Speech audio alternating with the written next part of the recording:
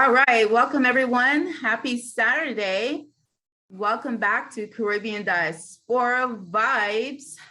It's a beautiful, chilly Saturday in Central Florida.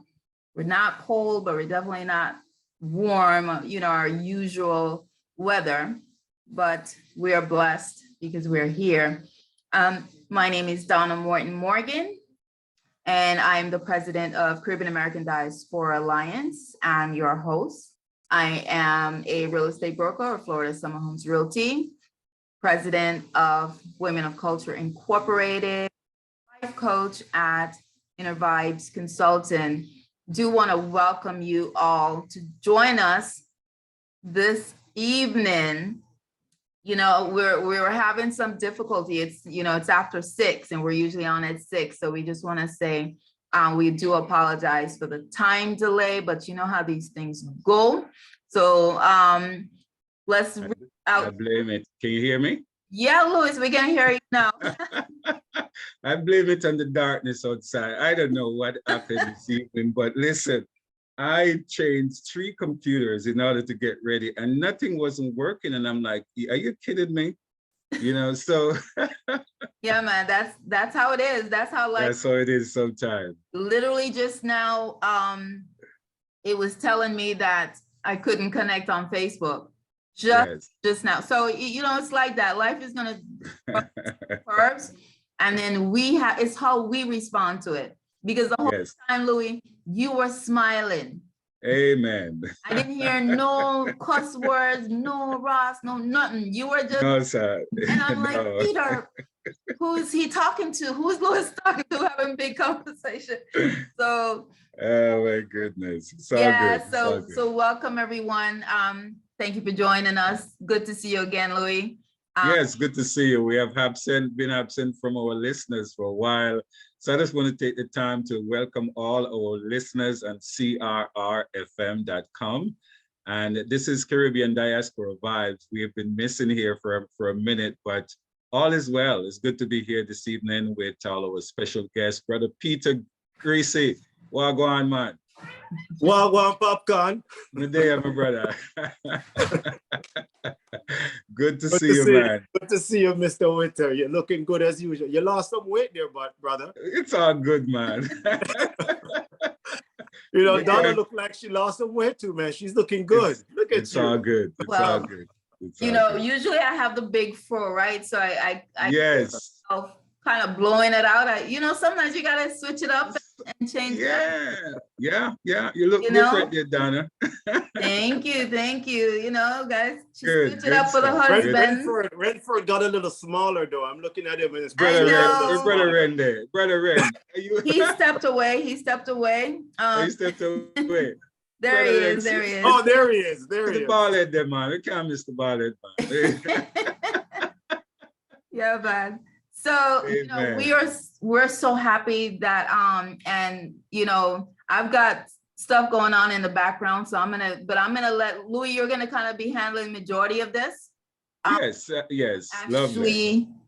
Out of town, you see, but the background always, no matter where I'm at, you don't even know, right? But so we definitely welcome Peter Gracey, who is our candidate for Global Jamaica Diaspora Council representative for the Southern USA. So he's gonna have to tell us about all this Southern and Northern and some people, because Miami has all of this information and everybody know, I would say, but in the Central Florida region especially, I don't even people know, some people may not even know that this is happening and there's this type of representation. So we welcome you, Mr. Peter Gracey, to kind of break it down for us. Okay, so let me just say I am Peter Gracey and I am your candidate. I'm your guy for the Global Jamaica Diaspora Council representatives, representing the 13 Southern states. The 13 Southern states, let me see if I can remember. I say this every day, I say to people out there, it's Florida, Georgia, North Carolina, South Carolina, Tennessee, Oklahoma, Louisiana, Alabama, Arizona, New Mexico, Texas. Help me out here. Help me out here. Come on, help me out. What you Did got? I didn't say Florida, did I? Did I mention Florida? No, you did say Florida. You did say New Florida. Mexico. New Mexico is the 13th. New Mexico. Yes. So we're gonna All definitely right. have to list that, and I don't even have anything to write. So Peter, you're gonna have to like probably text that to me, and so we can put that information out. So because it's important to know who, you know, the region that we should be pushing for to vote for you. Yes. Well, my brother, welcome, and it's good to have you here. It was a pleasure meeting you about a week and a half ago at Karen Green headquarters. We had a good talk, and you expressed to me your sentiments about this particular position, and you know, some of the plans that you have, and some of the issues that you see going on, and some of the plans that you have that can make the southern, you call it the 13 southern states, which is also the southern district, as well. So, you know, welcome. And we want to, ever since we met, we've been talking, my crew here at Caribbean Rhythms Radio Network, we've been talking about you, we've been texting and email and chatting about, because a lot of people, we know of the diaspora, we know of it, but we don't know to what extent our people are involved. We don't know the people that are involved. We don't see people that are involved in it. We hear about a meeting sometime that's going on, or event, or something to do with diaspora. We listen to the radio back in Jamaica, the news, and we hear that billions of dollars. I was talking to Brother Ren today. Billions of dollars is what we send to our country every year, not millions, billions of dollars. We know that the people, all of us here in the diaspora, if we cut off sending money tomorrow morning for a month in Jamaica, enough worries are going to go on down there. Jamaica would be it would be a mess. It would be a mess. If we say we ain't going for whatever reason to send any more money a yard, whatever the case might be, it's a mess. So we know we have something to offer. And let's put it biblically also. We know we have everyone that God uses in the Bible, he take them from their original place of birth and send them to another land. Almost everyone that we see, including our forefather Abraham, he take them from where they were born and say, you better go down there because that's where I'm gonna get you to make things happen. It's the same thing here with us in the diaspora. For us, for Jamaica to continue to be what it want to be, supposed to be, God took us out of Jamaica and placed us into America, placed us into Canada, different areas. We are here for a reason. We're here to help our country. We're here to do things, not just to send money, but also to give a word of advice and counsel to people that are running the country. Your sentiments is that and more. Tell us a little bit about yourself. Peter Gracey, who are you and what is your vision for this position that you're looking for? That's a very good question, Mr. Lewis. And thanks for asking. You know, before I answer, I just want to say welcome to my beautiful friend, Joan Edgel. You know, she just welcome, joined. Joan, yes. She was there before, you know, such a sweet heart. Amen, you know? amen, amen. Well, I was born in a small place, small little area in Kingston, in the district of Cockburn Pen. This place they call Waterhouse. Right? So I was born in this house in Waterhouse, 79 Balcombe Drive. And I went to Balcombe Drive all age. The school was right. Our gate was like, we could probably just stretch and touch the gate. And I was the guy who was always late for school. You know, the gate closed and I was never there. But, you know, I learned a lesson from that. In order to succeed, you have to always be at the right place at the right time. You know, yes. And God don't sleep. You know, sometimes some things are not for you. so you don't force it. But when you end up there and it shows up, you know it was meant for you. You can just tell it was meant for you. Well, I've seen leaders come through that community as far as from the time of they have the cash program and all them things back in the days. And, you know, I've grown up through that era to see things happen. You know, I was blessed to say I left Balcom Drive all age and went to the Jamaica College, you know, Jamaica College. I just want to say that again for my brothers who's going to be watching this, right? Fervent opus in campus, which means work is burning in the field. So there's always work to be, you know, to be had. We have to keep working. We have to keep pushing. Yes. And I've realized this through certain organizations that I've found myself involved in, especially down in South Florida, the People Profile Organization. I was the vice president there for 7 years. And let me just remind you, the People Profile Organization, the president was Dr. Alan Cunningham, which he is the current representative for the Southern United States. So he called me up one day and said, yo, I have this vision, man. I want to do this and recognize ordinary people who do extraordinary things in the community. You know, so I said, all right, let's go. So that became very successful. So right there, my diaspora involvement was starting to become wide and far because the reach, starting to reach a lot of people.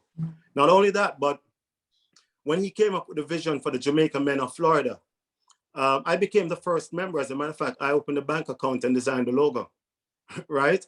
And so as Jamaican men, we embrace all Jamaican men in Florida as our brother's keeper, you know? And so that was the mission for the Jamaica Men of Florida.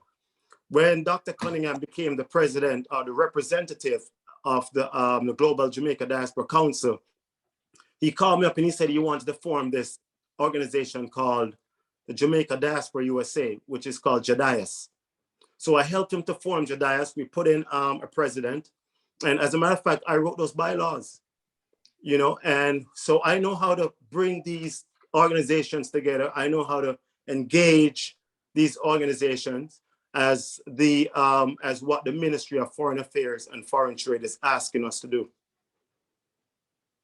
Awesome, awesome, awesome. So it sounds like you have been mix and mingling in the community with different groups and organizations, my brother.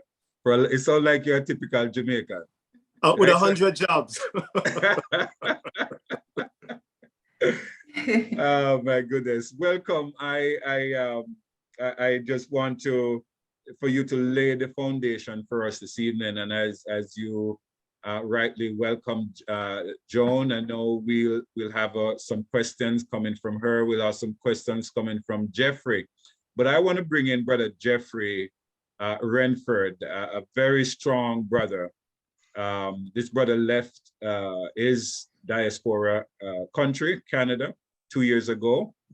He'd been living there for 30 years, got a vision from God to send him back to Jamaica, to walk the street and talk to young people and bring back some form of sense of purpose in the people of Jamaica. And he's from your little town of Waterhouse. And so I want two of you to just make that part connect right now. Brother Jeffrey, come in. I know you must know some connection of what you just said. When I heard him talking about Balcom Drive, I'm just smiling because it's my turf too. It's a small world, eh? Yes, sir. 6 degrees of separation. I went to Balmaji Primary, the West Bay Farmer Road. Yes. And then I went to Penwood Secondary. So I live on Penwood Road for the most part. So Balcom Drive. So I'm down there. I'm in Jamaica now. So Balcom Drive, I've been up there and all them things there. Yeah. But many of these places, listen, you don't dare to go there unless you're escorted. Nobody knows you. So, yes. So, I was born and grew in Waterhouse, and I'm not privy to just go anywhere I please. You have to connect with people there. Yes. Who are there, who knows, and then you walk around because it's a different place. I'm telling you. So I'm very excited for the connection.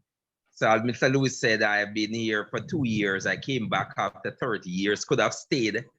I was just reflecting on the fact, even yesterday I was telling somebody, like, I could have been in Canada in the prime of my life and Right. still working and working money, and I walk away from it all. And I would do it all over again because I'm Amen. living the time of my life down here, enjoying the weather and make more than anything else, making a difference.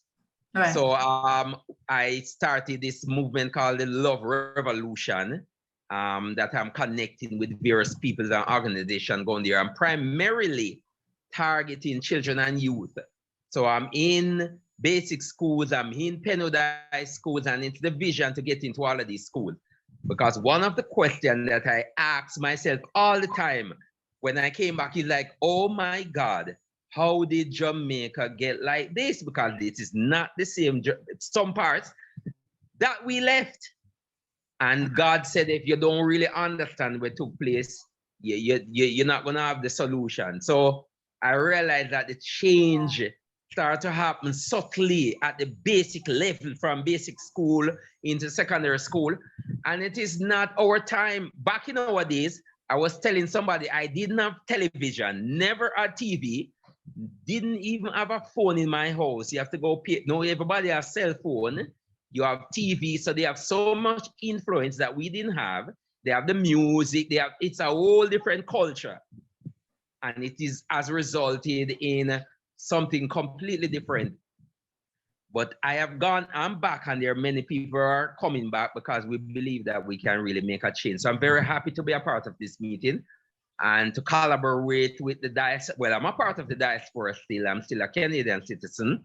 I want to work collaboratively because being here, I can see the deficiencies, lots of the deficiencies, and I can see where we can really make a difference. And unfortunately, I'm going to say something which is, which maybe some people are not going to take it too kindly in Jamaica. But when you go away, and when you go away for like 30 years and you live for many years, you have a different mindset by virtue of your experience than the people who are here, that you see things differently. And it's a great thing because you can say, you know what, this can be done a better way. Because I'm very appalled by some things that are happening, and I'm like, it's just run of the mill for other people. They're like, yeah, and I'm just like, no, this is unacceptable. I think this can be better. Because sometimes people are accustomed, they're born into a particular situation and they think this is the norm. And that is not the case. And this is where the diaspora comes in. And Mr. Lewis, Brother Lewis is saying that it's not only money, but your expertise and all of these we can bring back.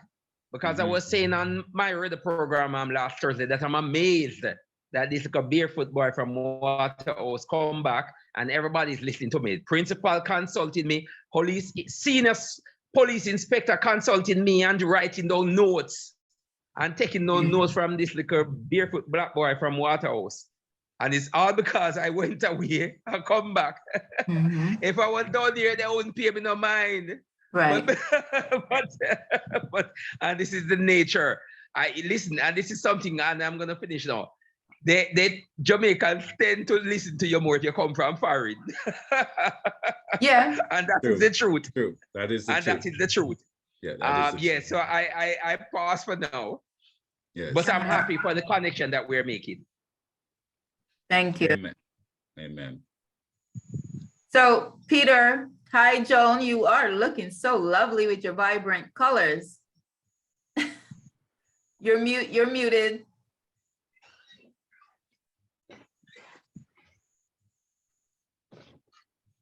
Still muted. We'll come back to you while you figure out how to unmute, Joan. So, Peter, what motivated? So you're saying it was Dr. Allen that motivated you to even take up this mantle? Dr. Allen Cunningham is a part of the motivation. I have been doing work in the communities for a very long time. If anyone Googles me and sees some of the things that I've done, I'm the one you'll find in the streets, sitting down, eating food with the homeless guys. There's a lot of videos of that on YouTube. Mhm. And I don't do these videos to get you notice when I open it, I didn't talk about that, right? Right. Because that's not something I want to talk about, but I like to put it on video. Why? To bring awareness, Right. you know? What motivated me is I started a organization called the Gracey Academy for Critical Thinking. And this is where, you know, we take students from 5 years old to, I think it was 5 to 17 or so. And we taught them how to do Rubik's Cube. Mhm. We taught them how to write poetry. We taught them how to become poets and authors at a young age, you know? And it's really the cognitive phase of early childhood education where I'm focused. About 2 years ago, well, when COVID came about, that got relaxed for a minute. But during COVID, I took it a step further because there was a need for certain things in Jamaica that I found. And one of the things was the same early childhood education, because I'm trying to figure out a way how I can take my little piece of the puzzle. We all have this big old piece of, this is a big puzzle. The big pie, yeah. And everyone has one tiny piece. Everyone on this earth has one tiny piece. This is the way I see it. And I try to fit mine right in where it makes the most beautiful picture ever. Now, everyone has other people's pieces and all that, but I found my piece, you know, and I'm trying to fit it. But the only way I can fit it is unless I meet the people around me who has the pieces that go in where mine can sit properly with everyone else, right? Makes sense. So I started this thing called This is Jamaica. And it's out of a poem I wrote called This is Jamaica. And my aim was to make that poem the national poem of Jamaica. And I'm not going to stop until it becomes the national poem of Jamaica. So what I did is I formed a 501c3 around that poem called This is Jamaica. And now we're giving scholarships to students in Jamaica to do a video rendition of that very poem. Because what it does, it stimulates their mind and bring us back to when we were growing up, to see people like Miss Lou and Mas Rand and all these people, you know, and have that substance of culture. Because the mission of This is Jamaica is to empower children in Jamaica to restore and preserve the culture through poetry and the creative arts. And that's going on right now. We're about to do the finals for this year in about a week and a half, actually. You know, and that probably be aired on Jamaicans.com or some other platform, you know. So that's going on right now. So all these things, along with the collaborations of different organizations I've been working with throughout the diaspora, made me want to even do more. So I found myself organizing with Dr. Cunningham our first motorcade when he became the representative. So we set up all this motorcade in South Florida for independence celebration, working with the consulate. Then they appointed me to be the director for the whole online phase of it for 8 days of celebration. So I was behind the scenes doing all of that. Now, when I see all these things that are happening, and think about this, I want you to really think about this. My residence is in Central Florida. And all that work I'm doing is in South Florida. Right. But this is what happened. I was being prepared, but I didn't know it. I didn't think of it as that. Then all that is done, and I came back and I'm looking, I'm like, man, where's Central Florida whole mix? Yes. Then I'm like, okay, where's Atlanta? Where's Houston? Where's Charlotte? Where's all these places? Why is everything there? Why is everything just seem like it's all about South Florida? Right? So I put together this blueprint of how we can set up the entire thing, bringing in organizations from different states to be a part of a state of the diaspora. You know, for lack of better words, state of the diaspora, giving us where they are, what are their needs, what are their concerns, and all that. So about 3 months ago, trying to harden my decision to run, I put this thing on called the State of the Southern Jamaica Diaspora. And this was down in Hollywood, Florida.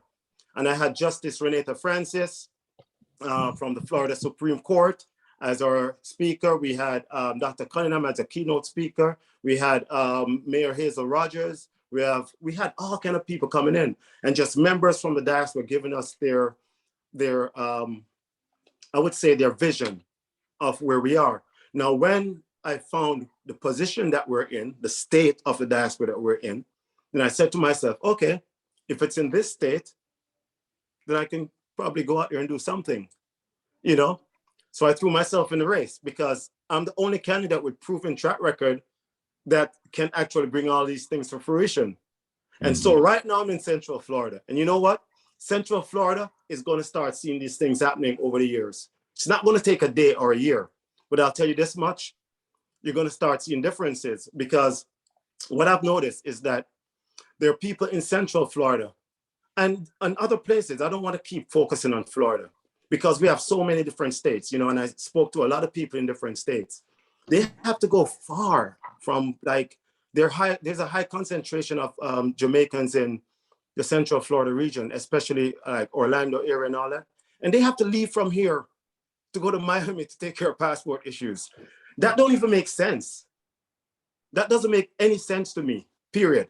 Yes. Because what you're telling me is this: there's a lot of people work there, it's their hard-earned dollars, and they have to spend $200 in gas and food and all that, and turnpike money and all that, to go to South Florida to deal with passport issues and come back, taking money out of their pockets. Now, so what I did a few weeks ago, I reached out to this organization called, well, a corporation in Jamaica called the Integrated Diaspora Services.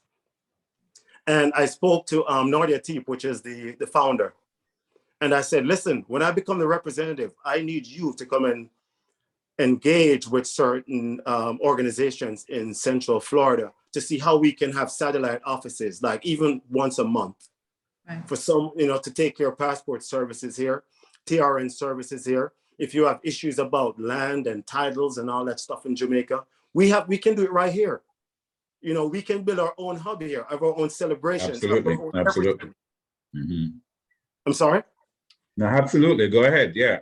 Because we do have the demand of people, and yeah, we shouldn't have to wait once every couple of years for something passing through, you know? Yeah. So I think that we should have some form of representation of you know, like, as far as a support for business, a support for economics, a support for certain things that it's far-fetched that we have to leave and go somewhere. We should have it right here. You know, at one point, Orlando had the most legal Jamaicans in Florida. Wow. I mean, documented Jamaicans. That's awesome. Good to know. You know, so why is it if Orlando had some of at one point, the most documented Jamaicans, I'm not saying Jamaicans on a whole, I said documented Jamaicans, right? Documented. I caught that. Why is it that we have to leave to go to Miami? Miami should be coming to us. True. I agree. There's a need. I agree. So I'm trying to figure out now how to bring these services to Central Florida. And I've already started the process. So all these things I'm talking about, it's not something that I think I can go in there and try to make happen. I'm already making it happen, you know, because I have to be careful, because as far as a representative for the council, there's not much I can really, I can't really fix a lot of problems. Implement, yeah. Because we have to, and no matter which candidate tells you, I can fix this. No, you can't. It's either you're already doing it, because when you get in the position, we still have mandates by the Ministry of Foreign Affairs and Foreign Trade. Right. We hear the concerns of those in the diaspora and make recommendations back to the ministry. And we have to allow the ministry to do their work. That's protocols. You know, so therefore there's a lot of things that we can do, but there's a lot of things we still can't do, and we still have to give it the respect. You know, so what I'm already doing is some of the things that I would not be able to do if I was representative. So I started ahead of time. So now they can stop me. You understand what I'm saying? Yes, I got you. So that's where I'm at. Very, very, very, very smart way to operate. And since let's go into what are some of your going to be some of your, if you get this position as the candidate, because I know you have like three other people running against you, am I correct? Yes, sir. Roughly three. What are some of your responsibilities, Peter, in this position that people will be interested in to make sure, hey, I want this guy in there? What are some of your responsibility as the candidate for this position? I take it that you're asking me for the platforms that I'm running on? Yes. Okay, so. Well, not necessarily. Mhm. I mean, you're running for to be the main person in this Southern Division. There must be some guidelines or some responsibility that you will carry out. And of course, you said you have to report back to the Minister of Foreign Affairs with the things that you're doing. But is there a mandate that is already set out there for you to do as the representative? There are mandates, and there are certain things that we have to follow, certain guidelines we have to follow. And one of the things that are in place right now is a thing they call Vision 2030. Mhm. If I'm not sure if you're aware of Vision 2030. Yes. Which is Vision 2030 is built on 4 strategic goals for Jamaica, for the development of Jamaica. It's not only a Jamaica thing. Vision 2030 is a global thing. Right. But there are 4 strategic goals that are mutually reinforcing and synergistic in design. And these goals cannot be realized in isolation from each other. And so these are things that we have to focus on. And some of the 4 goals are: 1, to empower Jamaicans to achieve their fullest potential. 2, that Jamaican society is secure and just, cohesive and just. 3, Jamaica's economy is prosperous. 4, Jamaica has a healthy and natural environment. These things right here is what we have to focus on. And so with the engagement of the diaspora, to deepen the engagement of the Jamaican diaspora between Jamaica and the diaspora, deepen the engagement, we have to make sure that we're focused on these things, these goals are what we're focused on. So we can't go off track and try to introduce something that is not in alignment with this, you know? So we can't go out and say, okay, tell you what, man, I'm going to start this petition to do this and to do that. And it doesn't work like that, you know? However, let me say this though, I have already started a petition on my own way before this. And the petition is on one of my platforms. And it's actually to push the government of Jamaica to reinforce, to fast forward talks, to allow the citizens to allow Jamaicans in the diaspora to vote in the general elections in Jamaica. And that I've already started as a petition, you know, so they can actually get a voice in the Senate, you know, because as you mentioned earlier, Louis, without the diaspora, Jamaica would be in a mess. Right. And if through the diaspora, we sent back $3.3 billion US. Yes, sir. As a matter of fact, let me correct myself. I just saw a report 2 days ago. It's $3.78 billion US. All right, I agree. Right? If they're sending back $3.78 billion US in 2021, and the budget of Jamaica was $7.5 or $7.1 billion. Think about that chunk. Yeah. You know, so we need to have some form of voice, because at the 8th biennial, the conference, the diaspora conference, the Prime Minister of Jamaica, Louis, said that he is encouraging Jamaicans to take a more strategic risk. Now, if you're going to, strategic risk in involving in Jamaica economically. Now, if you're asking us that, you know what?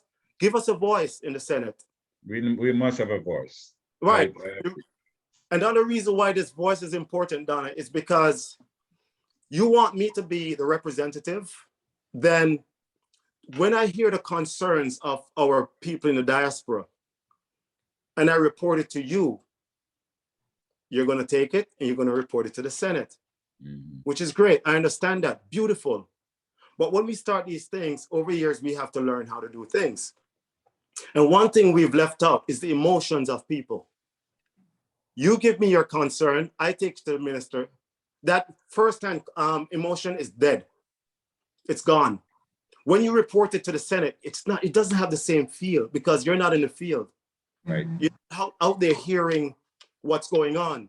When I take it to the Senate, it's a different story because I get it firsthand. I feel the pressure coming from those in the diaspora. So I think it's more important for the representative to actually report it to the Senate. To the Senate, I agree. Right. However, still with the response, we're still in I would say in a safety net under the Ministry of Foreign Affairs because we still have to respect the ministry and we still have to know our boundaries. Is there a meeting that you will attend with at some point throughout your term? First of all, how long is your term in office once you are selected? I like you say once I'm selected. once no. No, we're not waste time, boss. Once I'm elected, not selected, because there's 28 representatives around the world. Okay. And 14 of them are selected. Selected. Right. So the term is 3 years. 3 years. And let me remind you, this is all voluntary. It's not no pay. Right. Understand. Yes. My next question then, how often do you collaborate, or is there a meeting that is set up for you to meet with the Minister of Foreign Affairs as part of your duty and responsibility? Talk to us about that connection that you as the representative will be making with the Minister of Foreign Affairs of Jamaica. How often you will be meeting and what are your reporting standard and so forth? Well, the Ministry of Foreign Affairs and Foreign Trade is the chair of the Global Jamaica Diaspora Council. Right? They represent, they are the chair. And then the head of the council is the vice chair. And then we are the representatives, which just began in 2019, as far as representatives. Gotcha. We as far as the meetings go, with the council and the representatives, I think they meet probably once every quarter with the council and the chair. But the representatives have meetings I think once a month or so. I've never been to those meetings because obviously I'm not the representative. Yeah, you're not there yet. Right. But I know that they meet with the council, and you would imagine if they meet with the council, they would also meet with chair. They have quarterly meetings. Well, I got you. So so that is the position then. As part of your responsibility, are there plans? And here's why I say this: the small man the man on the street, those guys who run the little restaurant, the little beauty salon, do their landscaping and all of that. The little small man that we know that does the grassroots work in our community, whether it's in Jamaica or we're talking here. These guys don't know nothing about the diaspora in this country. They don't even know. They say diaspora, they say, what is that? They don't know anything much, even meet a representative that represent us here in the United States. Our part of your plan is to have more local meeting and maybe town hall where people from the community, each community that can come, voice their opinion, issues and problems that they're having, for you to get these understanding what's going on in our local community. What are your plans? That's a very good question. Now, remember this, no man is an island. So therefore, it's not my job to reach these individuals. It's our job. And we have to do this through means of education. We have to get all these organizations that are in the community, even the Caribbean Radio Network. We have to get the JCC, all these The Jamaican American Association. Jamaica American Association. There's so many great organizations here that we have to get involved as one unit. Mm-hmm. One unit. No matter what any disagreements are, this is not about us. Because at the end of the day, Louis, we're all going to die. Mm-hmm. You know, and the children of Jamaica is going to come here to replace us. So we have to make a very strong foundation for them. Because you know how it goes? Foolish is the man who builds his house on sand, right? Yes, sir. You know what's going on in Daytona after the hurricane, right? Yes. Right. So we have to bring all these organizations together and get all these educational materials, make sure we're on the same page, one accord, and then go out there in the communities and reach out to these folks as a village and bring them in. And now we can start explaining what the diaspora means, because they don't even know. When I first heard the term diaspora, I thought it was a headache pill. Take 2 caffeinol, you know? Or Yeah, I'm like, yeah, go down the road and buy some diaspora. Yes. You know? True. So they don't even know that they're a part of something. Mm-hmm. And it's when they realize they're a part of something, then we can actually have a great movement going on, because we're so separated as Jamaicans, because the way it's just, there's just something, there's a stigma. We got to break these things, as we don't want to support each other. But this is our education. It's all education, you know? So I think it's up to us as a village to go out there and find the guy out there who's passing around flyers to promote a party. You know, we have to find the guy out there the guy or the girl out there who's trying to start a business and don't know how to start it. The person who is trying to start a business don't even know how to.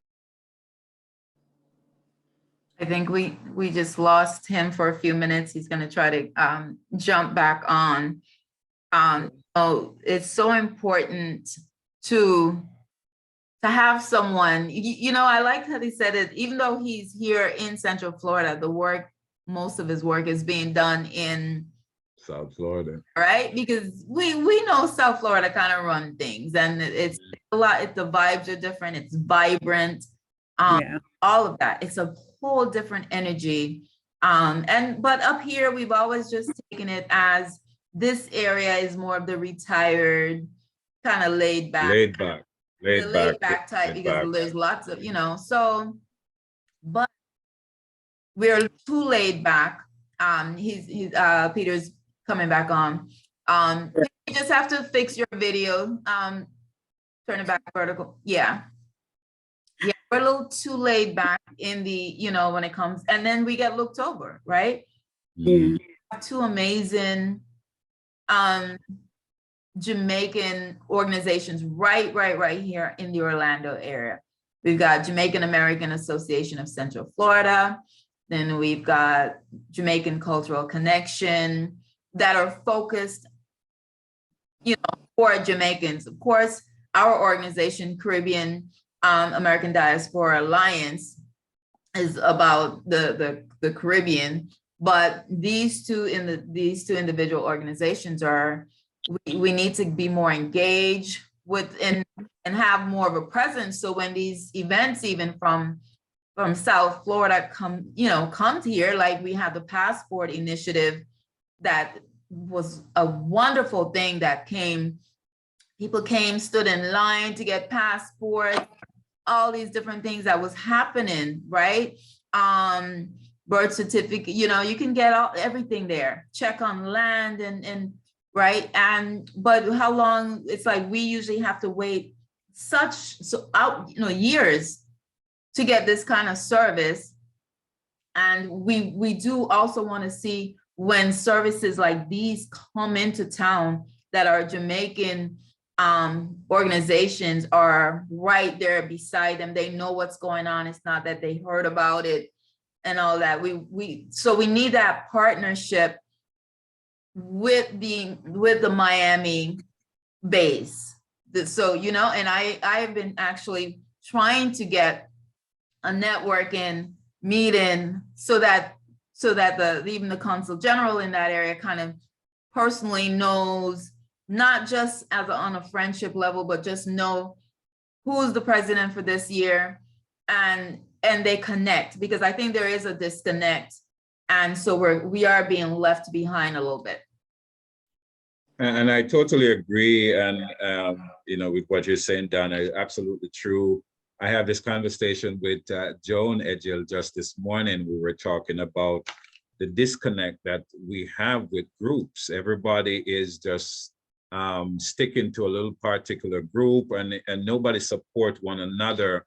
As Jamaicans, it's okay to be part of JCC, and it's okay to be part of Jamaica American Association. And if one is having something, the other, there shouldn't be any beef or problem with the other support or any member supporting, because we are still Jamaicans, Right. no matter how you look on it. And so, as Brother Peter said, we have these little groups and these little ideas or way that we grow up with that really need to go. We passed the stage. We are grown folks. Right. We are grown people that needs to get beyond those small little petty peeve things that comes up in association and groups every day. And those are some of the reasons why we're not growing as an organization. Because it hinders. It hinders growth when there's division. Exactly. If there's division in a household, in a school, wherever it is, it's gonna have growth. And so I definitely feel like we need more unity between the two organizations here as Jamaican, and we need to push more for the unity between the South Florida and the Central Florida based Jamaican organizations as well. Mm-hmm. So that's where Peter come in. That is true.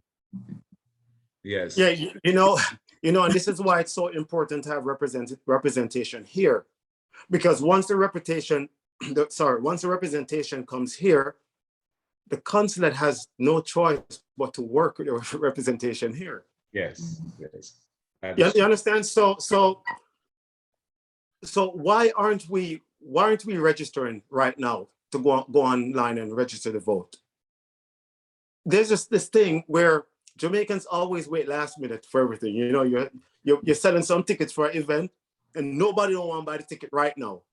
They want to wait until the early sale is done, which doesn't make any economic sense, financial sense to me. But they wait until the early tickets are done and everything, and last minute everyone calling for tickets. Right. Mm-hmm. And then one of the things, what I think is, we have to get out of that mindset, because if we continue in that mindset, you know what's going to happen? We're going to always be controlled by some other entity, because they're saying that the greatest, the most potent weapon in the hands of the oppressor is the mind of the oppressed. Mm-hmm. Until we get together and start moving together, there's no boundaries.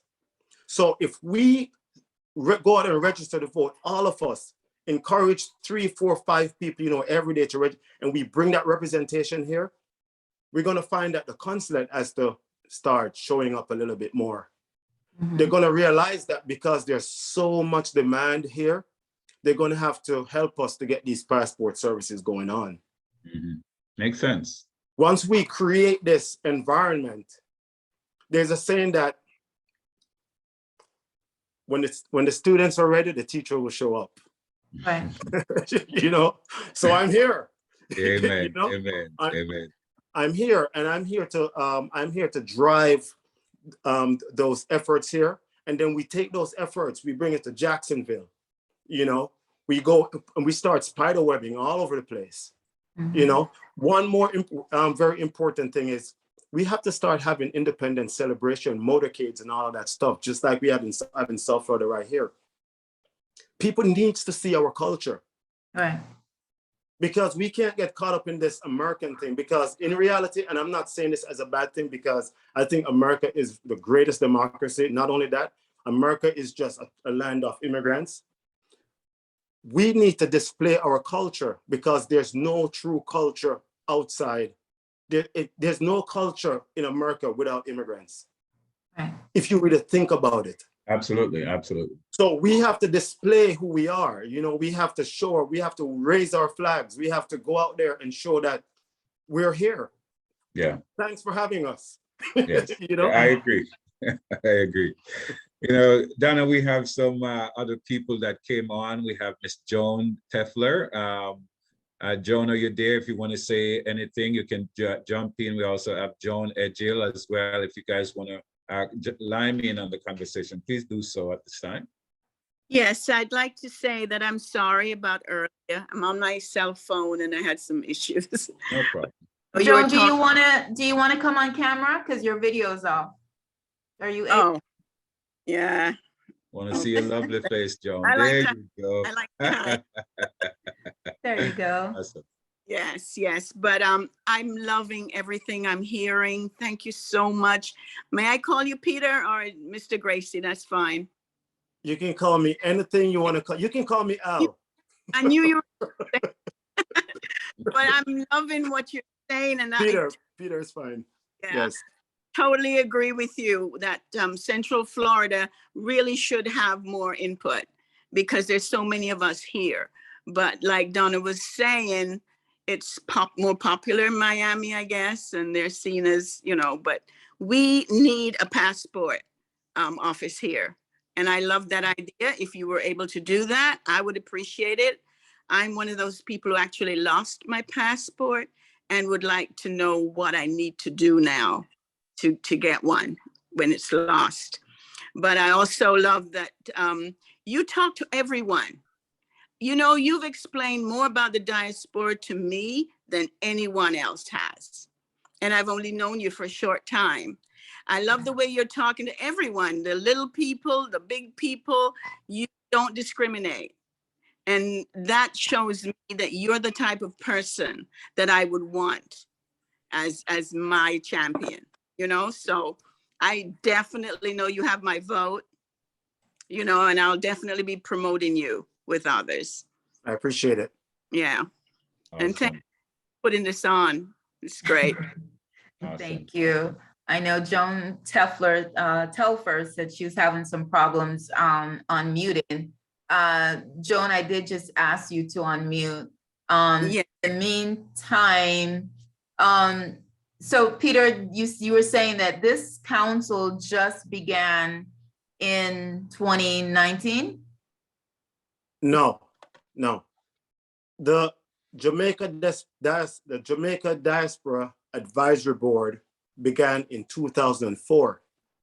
Mm-hmm. And we have one of our brothers who live in the Central Florida region, Mr. Golden, who was the representation for the council in the Southern United States. Mm-hmm. Now in 2019, the Global Jamaica Diaspora Council, out of conversations, became the successor to the advisory board. And so they came up with the representatives. And so the first representative was in 2019. That's the Jamaica Council. That's the council. As the representative for the council. For the council. Yes. And in the US, there are three representatives. There's one for the Northeast, which is Dr. Karen Dunkley, which is a good friend of mine. We have one in the West Midwest, which is Shauna Chin, which is also a good friend. And we have Dr. Cunningham, which is for the Southern USA, our region. So basically, this council is set up to hear the voice of the diaspora, to hear concerns, tips. And make recommendations back to the Ministry of Foreign Affairs and Foreign Trade. See, the thing is, we report to the Ministry of Foreign Affairs and Foreign Trade. The consulate does not report to the Ministry of Foreign Affairs and Foreign Trade, but we work hand in hand. And we have to work together to deepen that engagement between Jamaica and the diaspora. We have to look out for everyone. You know, what I'm always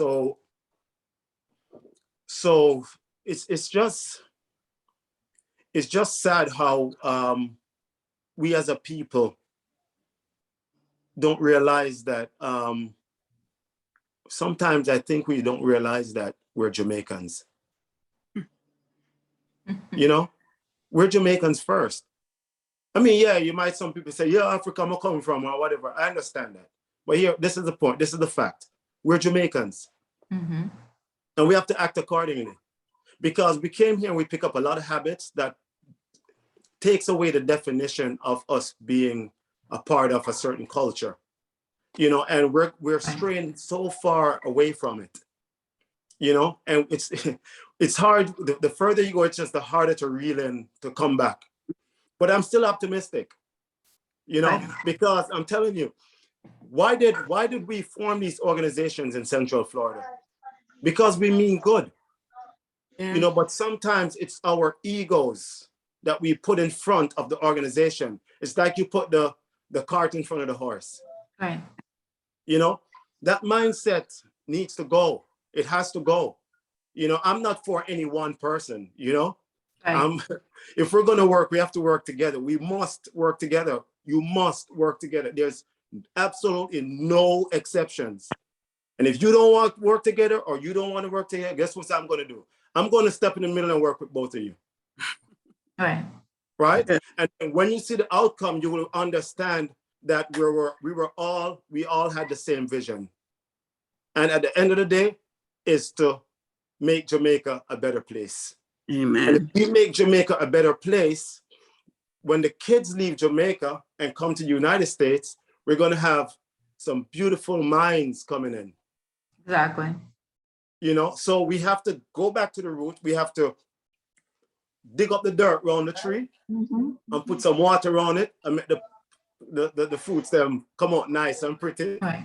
You know, so we can do a thing. So I think we all have the same vision.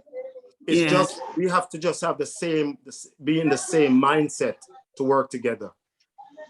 And, you know, now that you're speaking, Peter, I'm thinking that we need to have all the Jamaican or the Caribbean organizations that focus with Jamaicans. They need to have a meeting, whether it's quarterly, or even twice a year, with I'm gonna have to mute Joan for a quick second again.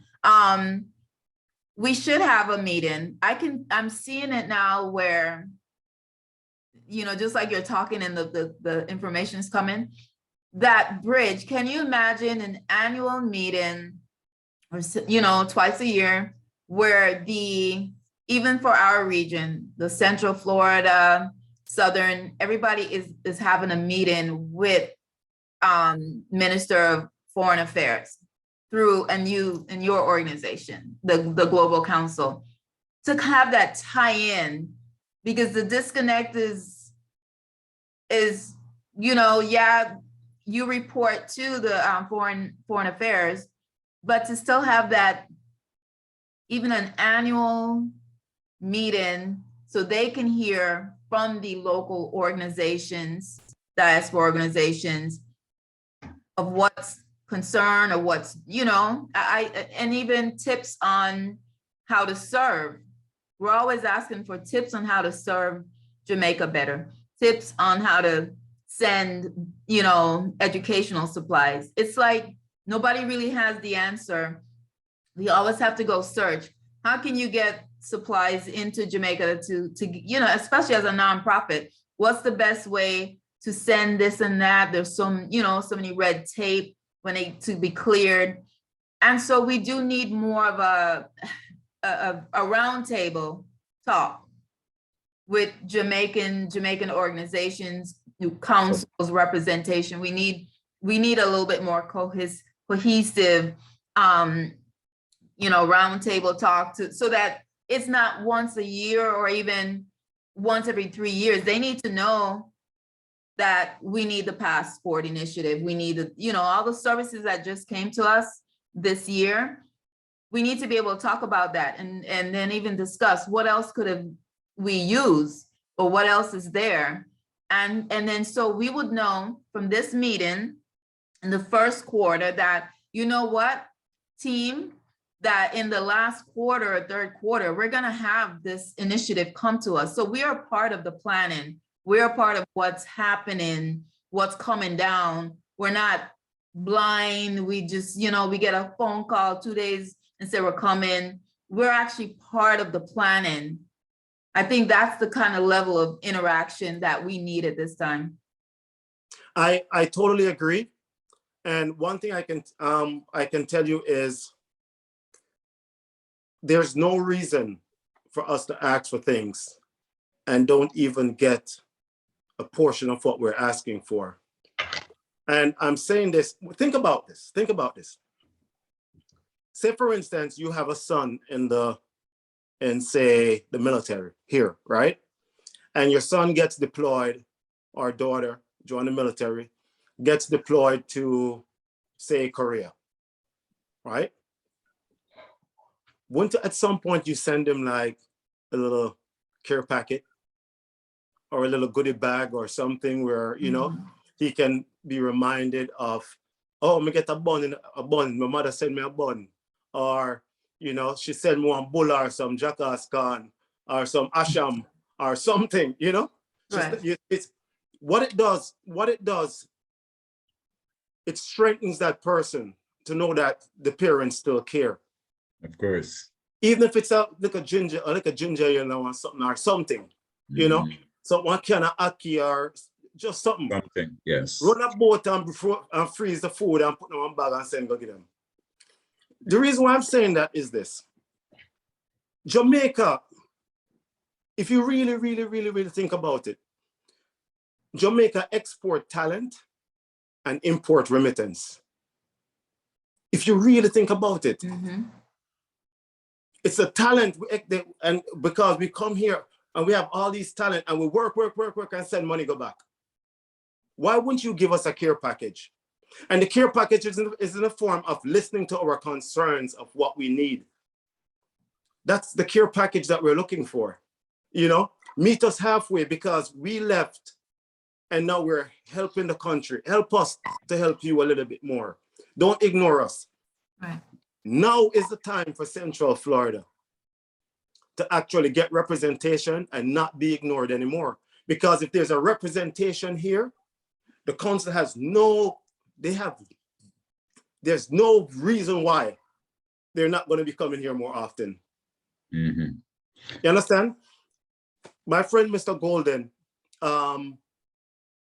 was he was a part of the advisory board for the council up for the Southern United States, not for Central, he wouldn't represent as the way I would represent because my role is different from his. You know, my role is to be his role is not to really be on the ground in the streets, in the dirt doing this. That's my job, you know, and I respect what his job was or is, right? But he would be more of on a macro level, right? I'm more on a micro level. I'm actually going in the streets, going and digging in the dirt, right? Hearing what's going on, try to summarize these things and see and make an effort to try to mitigate some of these issues that we have, real issues. Because in reality, a lot of issues that you hear a lot of people complain about aren't really issues. They aren't really issues. It's just that the great concern right there is that they're just not educated on certain things. True. So we have to know what the real issues are, right? And then summarize, put it on a scale where, okay, how heavy is that issue? Because you don't want to waste time with a little time you have to go to the council or the ministry and waste your time with some petty stuff, which organizations that are here can take care of. Thought out themselves, yes. Yes. So I think my representation is very critical to the growth as far as culture, as far as heritage and all that in Central Florida and the 13 states. You know, if someone in South Florida wins this, I'm telling you, everything is going to stay right there. And then what we do? They're going to say, yeah, man, I saw it go. No. Well, guess what you should do? You should have registered and vote. Right. My brother, I'm behind you with this satellite passport office down here in Central Florida. I just drove just Thursday. I just came back from Miami yesterday. Go renew my passport. So are you saying when I finally get it here, there's no need for you to use it? Well, I would be glad so that someone else don't have to get up and Right. drive here and Yeah. come back just the way I did, just to go renew a passport. And of course, you have emergency. So that was one of my issues. I have an emergency and I needed to travel. But this is one thing I can promise you as part, and I'm pretty sure all our listeners here and CRR Network and team members and supporters will, if you get into that position, my brother, we will help you get that passport office here, because I think that's a great way to kick off your campaign, or to start with. Once you get into the office, we can campaign with you. We need a passport office in Central Florida. Amen on that. And we So campaign before so that you can get into the office. there you go. To do, exactly. There you go. Yeah. I love you, Donna. Yeah, Yeah. so we definitely need all of the, so tell us, how can someone register? All right, so here's the thing. I sound like Biden there for a minute. Here's the deal. Okay. So there's a link, there's a URL, a link called, which is jmoa.org. jmoa.org. Now, that is not the official link, but I created that .org. Mhm. I registered it. It's something I own that I was thinking about Jamaicans of America, right? So I created that and rerouted it to where you register to vote, because that URL they gave us was just too long. I couldn't tell it to anyone, you know? So I created that because it's with the sense that after that is done, I'll probably just donate that .org to some organization who wants to start and call themselves that, because I really don't care to open an organization. So jmoa.org, jmoa.org, jmoa.org. You go there and you choose the Southern United States and you register. You must register before November 30th. Once you register, on December 1st, you're going to get a ballot in your email. And then you will see the candidates. And then you can vote for the candidates. Now, let me just say this. You have to be Jamaican or of Jamaican heritage, 18 years or older to vote. That means if you are a Jamaican and you're married and your spouse is an American, your spouse can vote, can register to vote, right? If you're married, if it's your girlfriend or your boyfriend, it doesn't work. You have to be married, you know, and be married into that heritage. Yes. Now, so those of Jamaican heritage and Jamaicans in diaspora must register to vote at jmoa.org by November 30th. You must register if you want that representation here.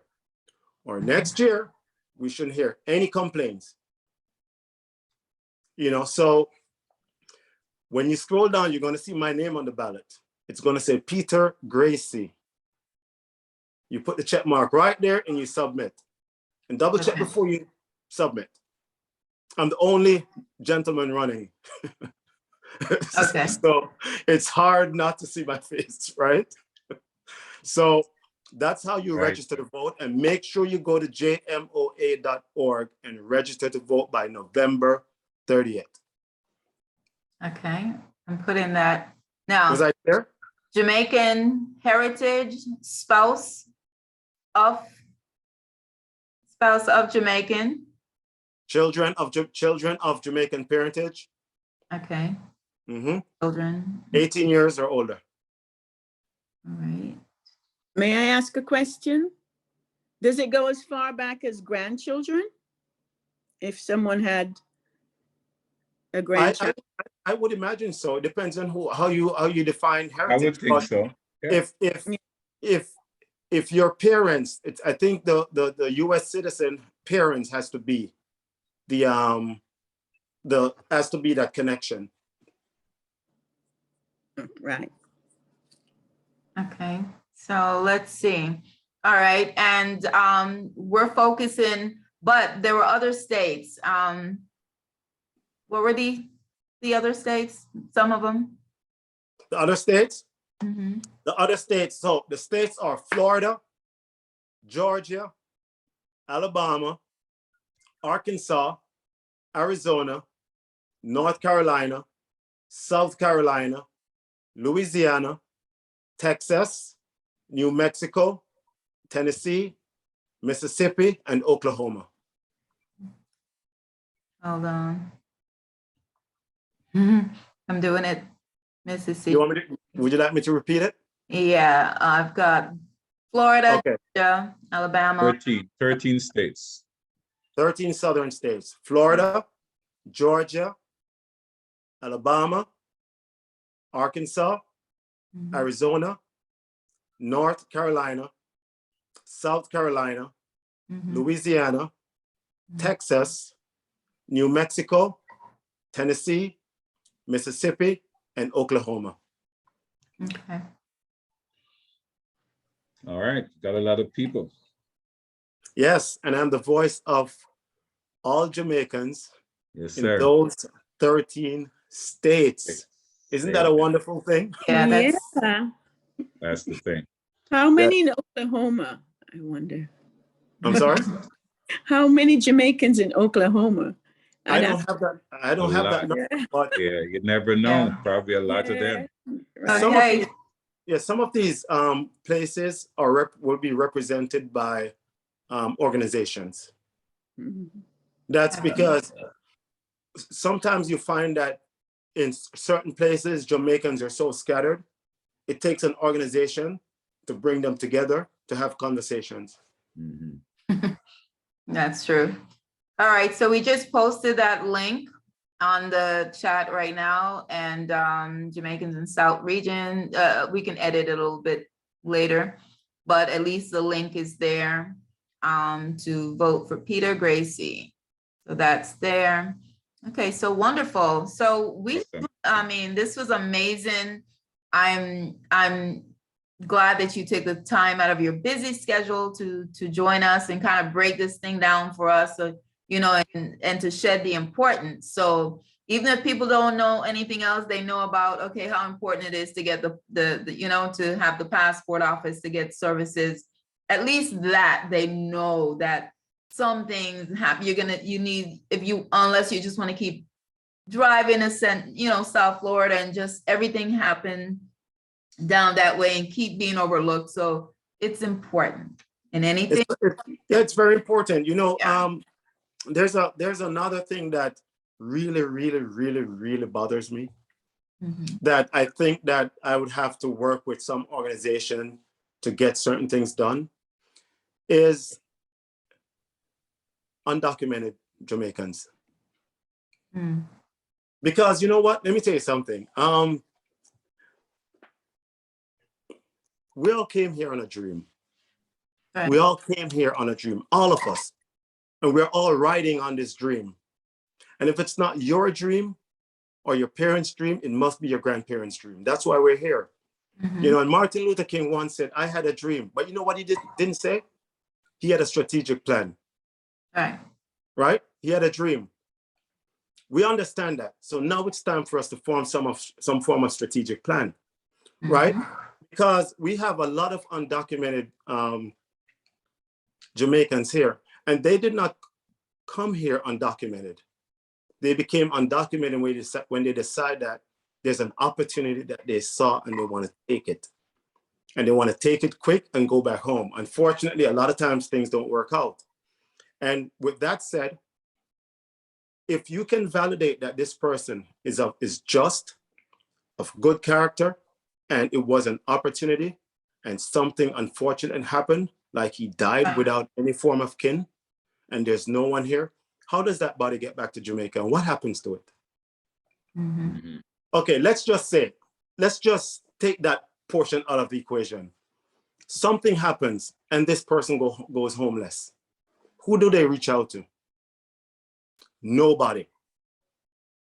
So we have to, with organizations around, have to figure out a way. I don't know how, but we have to figure out a way how to be a voice, you know, be a voice for them. Or even the human remains, we have funding where we can take the body and send back. We don't need to be having GoFundMe for, it's a shame, you know, because we all can give $10 or $20 as long as we can verify that it's something that we need to give to.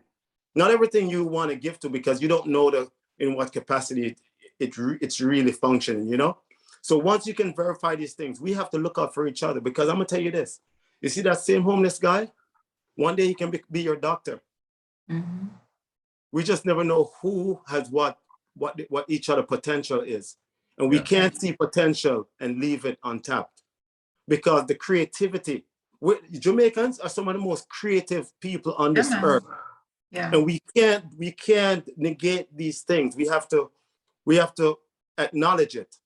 Now, that's why I say these things have to be verified. We can't just go out and say we're doing this and doing that, you know? But we have too much creativity and too much talent. If you know who I am, and you know of This Is Jamaica poem I wrote, right? There's a line in it says where the waters crash onto the shore, where only heroes are born. We have the potential, but it's the information we're feeding each other that's taken that potential away from us. You know, so we have to get back together, look at these undocumented people there's a lot of undocumented people out there who can't get certain.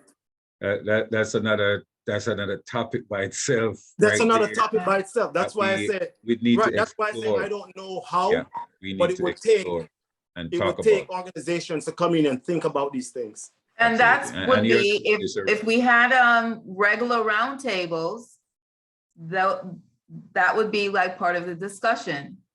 Well, see, we have roundtables, everybody has their own little separate meeting, and if we learn how to come together, we could be a force. I agree. There's so many things happening. The people come here, they change their name, they give false name, they're working on a job, they get sick, show up at the hospital, nobody know who they are. They don't have no relatives, because they name Sandra Wellington when they didn't come here with that name. So there is so many issues when it comes to our undocumented Jamaican brothers and sisters who come here legally and didn't go back and turn into, their life turning upside down. And there's so many people dying in hospital that nobody know who they are. Who we are, as a matter of fact, because the name is wrong and they can't connect the name. And we are so secretive with some of these things that we don't even tell our brother that, hey, you know, I'm working on the job and that's my name. A lot of us are very, very, so again, the organization, Jamaica American Association, JCC, they have a lot of role to play, a lot of things to do. Your organization, Joan, just get started. You guys been around for 30 years, but there's so many things that you guys can do.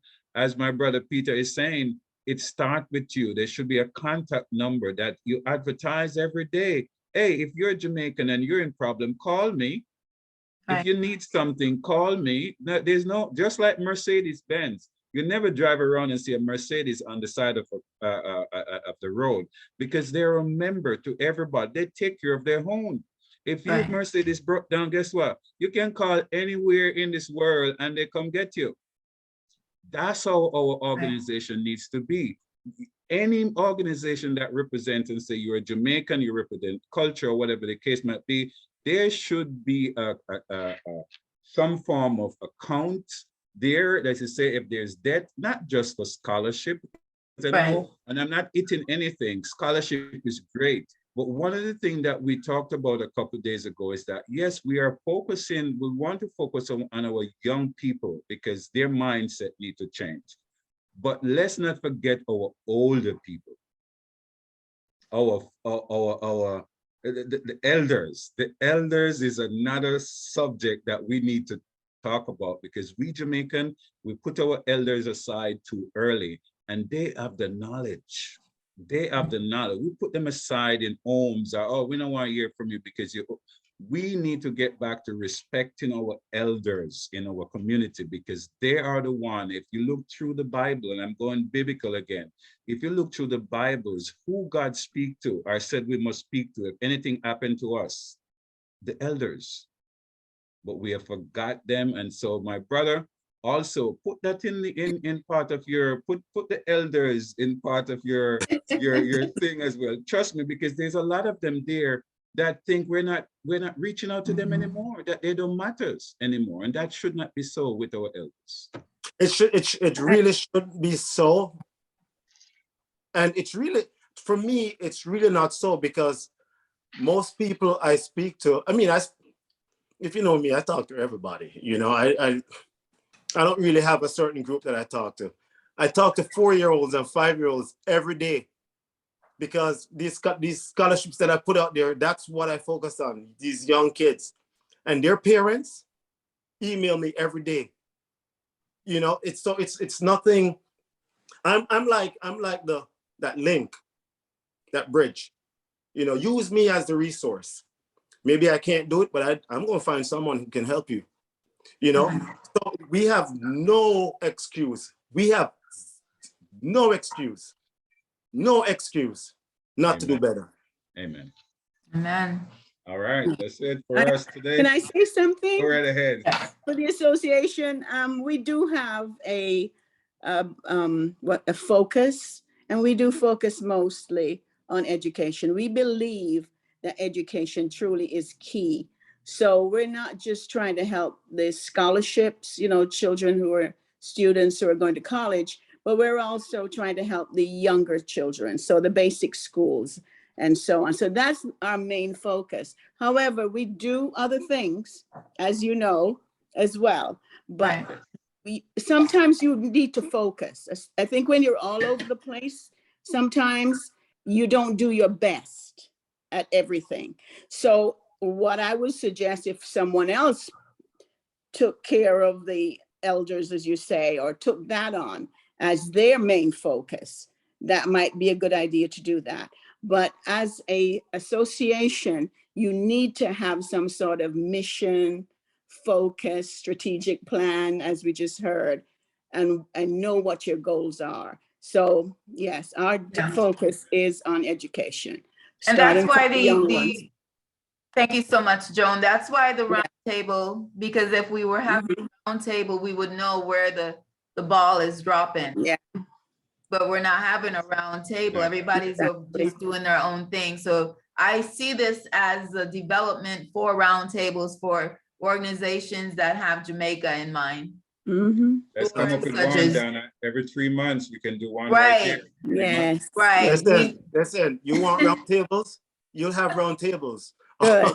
Yes. You'll have, because it's necessary.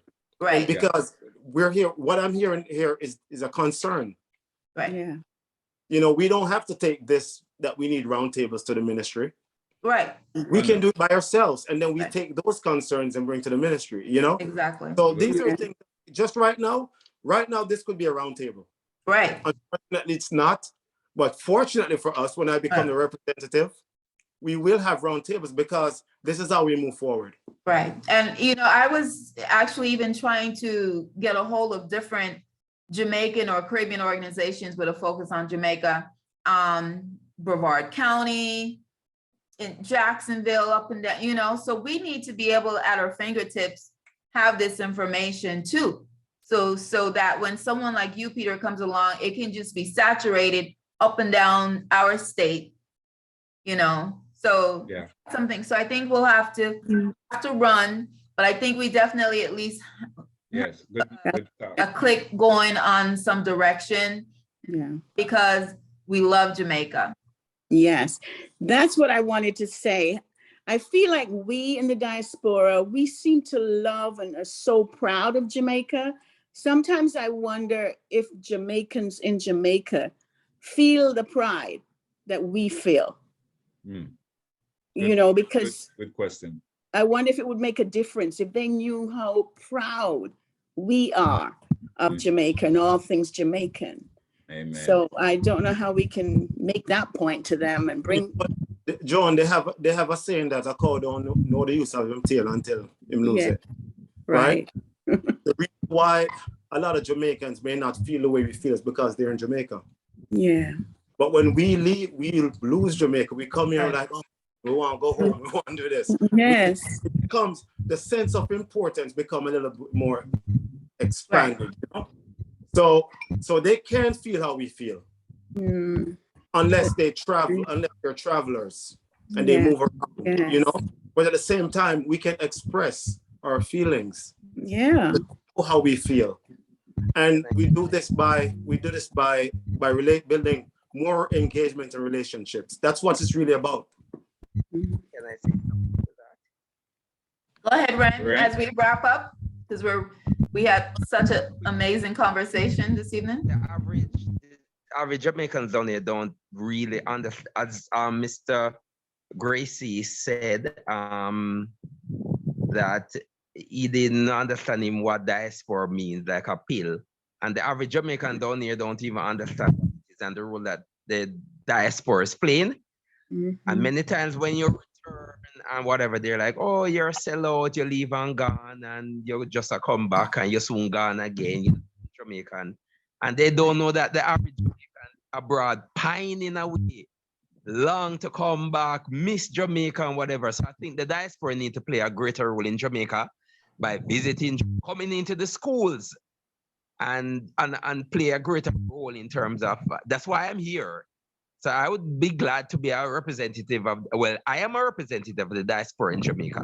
And yes, I really sir, love. We all are representatives. Yeah. Sorry? Yes, sir. Yes, sir, you are. You're doing a great job down there. It is 7:38. I think this was a great discussion, everybody. Brother Gracey, we are with you. We wish you all the best here, sir. And we'll do what we need to do, and we'll encourage everybody to go to the website to register between now and the 30th of November. We'll send me a commercial, something, make we talk and get it out there on the air so that we can have people listening and finding out how to go. The more we talk about it, the more we put it out there, is the more we get people aware of what is happening in our community. And we share the link, share the deadline, share who can vote, not just the Jamaican, the family, the spouse, children, grandchildren of the Jamaican, right? Okay. The deadline, November 30th. The website is again on streaming on Caribbean American Diaspora. I'm going to drop it also on Caribbean Sims Radio. And Joan, you can share it with your organization. So, absolutely, I have, but I'll do it again. Yes. So can I get my last word in, please? Yes, sir. Yes, sir. It's not about voting, but I'm going to say this. And as you know, I'm a poet, right? I'm also a poet. I didn't say that because that's not about, this is not what it's about. Right? Go on. We know you're a poet. Oh, you do? Oh, wow. Yeah, I knew that. Okay, so there's an affirmation that I normally do. And I just want to do it real quick. And it's called, I do it every morning. It's called the strength to breathe. It says, the greatness in me is yet to come as long as I have the strength to breathe. To know myself and to know my worth is to know my God indeed. There's no such thing as I can't. There's no such thing as fear. Only false evidence appearing real, and the people who do not care. I will lead not to my own understanding and find what my purpose serve and trust in God and not in man as I experience my time on this earth, because I am balanced and I am focused. I was born to first follow and then lead. I will only love and never judge as long as I have the strength to breathe.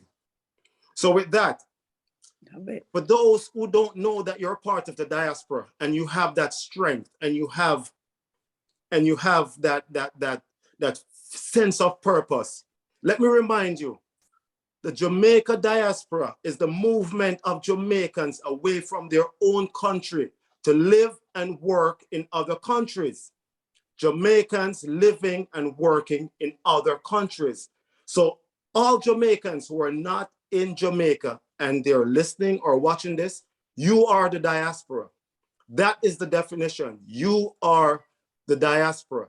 And know this, as long as you have the strength to breathe, we're right there with you to help you and to listen your concerns and listen your voice and report it the way we should report it, and work in relationships and work together as an organized group so people can see us as being organized. And let's create this movement, and let's get Central Florida on board and move it further north.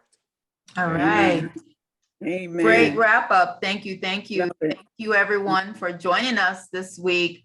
Louis, we got to get together and talk about the Hebrew. Yes, yes. That's another conversation That's we another have. conversation. Following our African ancestry. But Yes. we'll keep you guys posted about that. But again, go out and vote by November 30th. Vote. Again, we'll keep dropping the website, reminding you, because you see, we need persons that, you know, someone that's has our best interests.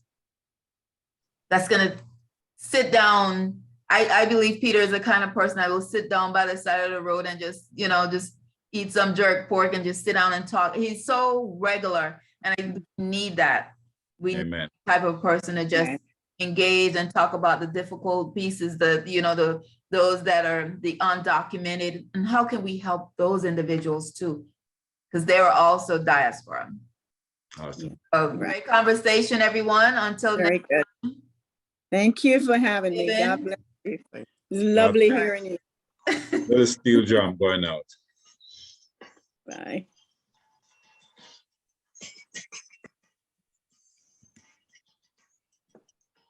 We're Little not drum hearing in the it, background. not hearing it on our end, Louis. Jump off. Okay, not hearing it. All right. Have a good Charlie. night, everybody. All right, good night. Good night. Till next time.